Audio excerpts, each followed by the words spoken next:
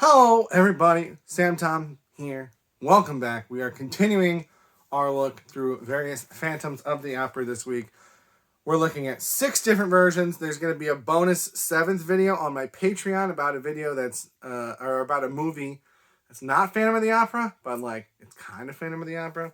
Also, just going to say it, any of these weird noises you're hearing are the couch I'm on.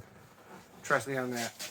Today we are looking at the 1962 version from Hammer Horror, the British horror company, and just this right there, that's what their Phantom looks like. Not only is the production British, but in this movie, for some reason, they changed the location of the story to London. Like every other version I watched, it's always in France. But for some reason in this one, it's London. And so they changed a lot of the names, I guess, to make them less French. So before we get into my notes, I've got quite a few. Let's talk about the ages. As I've been saying, I'm tracking the ages of the love interest throughout these movies because sometimes it's a bit disturbing. I do not have a problem with couples that have an age gap if they're both consenting adults. But in these movies, they're not ever consenting, at least not with the Phantom, and they're not even always adults. So if we look in the ages, the Phantom is 45, the oldest Phantom yet, but Christine is 27, which is also the oldest Christine yet. So we look at the age difference. Phantom is 18 years older than Christine. Still a lot, but it's the smallest gap so far. Also, the Phantom's not really a love interest in this one. This one is pretty much a remake of this one. That's what Hammer did. They remade the Universal films. So I would say it's closer to this than any of the other versions. So Phantom's not really a love interest. I don't remember if it's not at all or just not as much. But it's not as much as the other ones, for sure. Raoul in this version is called Harry because it's in London, not France. And that actor was 30, which is a 3-year age gap. Much better. This is by far the best that we've had in terms of the love interests' ages. We'll get to my numbers here in a bit, but let's talk about my notes. Harry is horrible in this. He is very interested in the opera. I think he's the producer. He's very involved. So that's what makes him a little bit better. So I guess in this one he wasn't interested. I was having trouble remembering details about this one in that video because I was confusing it with this one because they're so similar. But in this one, he's definitely involved, big fan, interested in her career as well. So that gets him a little bit. But he is the most controlling, the most bossy one of all of them. Took a couple notes about it because it was just so bad. At one point, Harry forces Christine to come to lunch with him. She doesn't want to go, but he forces her to. But he's distracted because he's also following this mystery of this old composer who it turns out to be the Phantom of the Opera, but he doesn't know it at that point.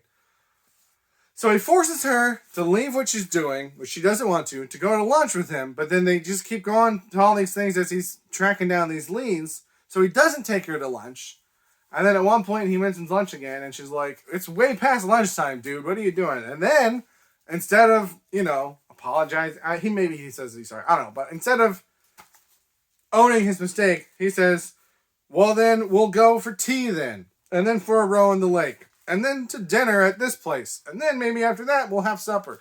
And he's just telling her, you don't have, not giving her a choice, not asking her what she thinks. He's telling her, we're going to do this. We're going to do what I want. We're going to go where I want. It's expected of you that you're going to be with me. And I get it. This is an old movie and the story is even old. And it's just gross. She's not your property, dude. In this movie, there's a character that the credits call Dwarf. I'm going to call him Igor, because he's basically an Igor. But it's this dude who, this homeless person who lived in the sewers before the Phantom went down there because, again, in this version, the Phantom was a normal guy who became disfigured and then took refuge in the sewers. He's not someone that's been down there forever. And in this version, all of the murders, all of the kidnapping, all of the really bad stuff is done by Igor, not the Phantom. And so they really tried to make the Phantom not a villain in this, which is just why would you do that? They take away all of the interesting things about him. So really, he's not even the Phantom. Igor's the Phantom. He's just some guy. So for that reason, Phantom gets a 5 out of 6. Again, I mixed up something with the last one, between that last one and this one. This is the one where it actually shows him trying to teach her. He's not doing a very good job as a music teacher myself. He just tells her again, until she passes out. But like, this is the only one where we actively see him like working with her. So he gets a little bit for that. He's not the worst one. He's just the second worst one. No masquerade scene. The end of the movie, Harry chases after them right after. Again, the Phantom didn't take her. The Igor took her. So she wakes up. She's down there. The Phantom's explaining this stuff, and the backstory that Harry has discovered throughout this whole thing is that he was a music publisher. In the 1943 version, he had taken his music to the publisher. The publisher himself hadn't seen it yet, but the other people working there were so impressed by it that they started making copies of it, and in another room, they are playing it. And so when Eric goes in to confront the publisher about it, who says he hasn't seen it, but then he hears people playing his music, he assumes that they've stolen it.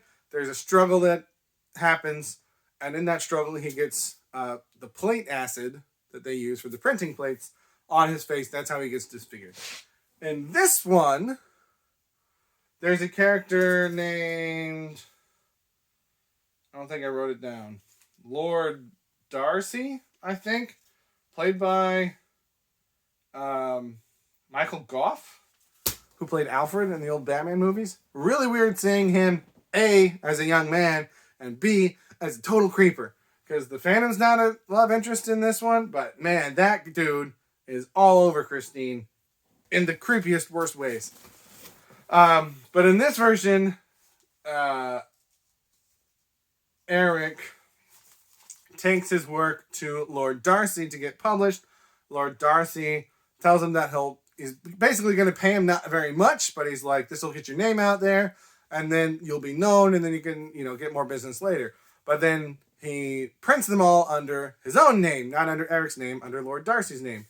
So Eric then goes to the publishers late one night, tries to destroy all of those plates, accidentally starts a fire, tries putting it out with what he thinks is water, but it's the acid. It explodes in his face. Then he goes down, and that's where Igor is, and then things pick up from there. So Harry has pieced all of this together. So Eric, again, not necessarily a terrible guy. He did break into this place and tried to destroy their property, but it's because they were stealing his property. He didn't mean to start the fire. He went when he wouldn't have to attack anyone personally, so he's very much the nerfed version of the Phantom. And so at the end, when Harry's down there with the Phantom and with Christine, the Phantom basically, he says he's dying. I don't remember if they explain why or not, but he basically says, I'm dying. Please, will you let me continue teaching her so that she can sing my work, because he has rewritten it. He's like, and then I'll be done and you'll never see me again. And so in this version, they actually let him keep working with her, keep teaching her, and then he's there watching the performance, and that's where the chandelier falls. In most versions, if the chandelier falls, it's done as the Phantom punishing the opera managers for not following his directions. In this version, Igor's crawling around, and the chandelier in this version is above the stage, not above the audience. So Igor's crawling around along the catwalk area. He's being chased by, I never remember the stagehand's name. He's got like the same name in every version. I should know what it is, but I always forget it. But he's being chased, so at one point he jumps on the chandelier rope. It starts to fray and snap, so he jumps off, but it continues to fall. So the chandelier is about to fall on Christine, and so the Phantom up in his box, for some reason, takes his mask off. I don't think the audience had seen his face by that point, but Christine had, like the audience, Christine had, I think. So it's like they take it off as a big shock at the end of the movie, but it makes no sense why he would take it off in that moment. But he just takes it off. He dives onto the stage, pushes her out of the way, and the chandelier impales him. So he dies, saying Christine, the tragic hero. Like I said, this is the most nerfed version of the Phantom. But he wasn't my least favorite because I don't know. I think maybe I got them confused in my ranking because this is the one who he really does nothing. Igor does everything. I'm changing it. I'm changing the rankings. Okay, there we go. We fixed it. Now this Phantom, who is kind of sort of Christine's father, gets a 5th place, and this one, who did nothing at all, he's number 6. Overall, this one was my 5th favorite, which means the second worst one over the one that it remade. I just didn't like it very much. He's supposed to be the bad guy. He's supposed to be the villain. So those are my thoughts on the 1962 Hammer horror version of Phantom of the Opera. If you have any thoughts, let me know in the comments below. That's all I got for this one. Thank you for watching. Stay tuned for more. Have a good day.